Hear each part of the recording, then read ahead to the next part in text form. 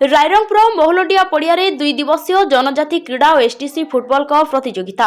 राज्य सरकार जनजाति मध्य क्रीड़ा को नहीं उत्साहित कराइबा, आकर्षण कराइबा एवं क्रीड़ा रे प्रतिभाधारी को राज्य जातीय क्रीड़ा रे खेलाइबा तसह विभिन्न सरकारी चाकरी क्रीड़ा प्रतिभाधारी को नियुक्ति देवा नहीं बहुविध कार्यक्रम एवं स्वतंत्र उन्नयन परिषद तरफ कोटी कोटी टंका खर्च करिसेंती।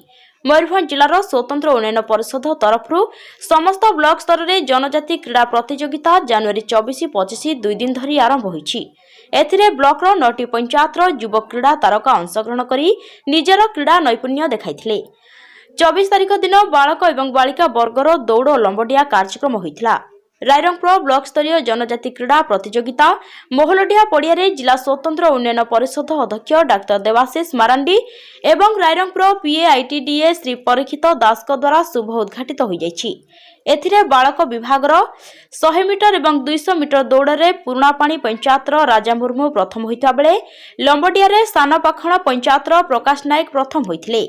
सही भली बालिका वर्ग रे 100 मीटर एवं 200 मीटर दौड़ रे हलदा पंचायत कल्याणी टुडू प्रथम होइता बेले लंबडिया पुरापाणी पंचायत अनुपमा टुडू प्रथम होइछंती। सही भली बालक विभागर ब्लॉक स्तरीय एसटीसी फुटबॉल कप रे पुरापाणी पंचायत हलदा को हराई चैंपियन होइछि। कृति प्रतियोगी माने जिला स्तर में खेलने को मनोनीत होइछंती।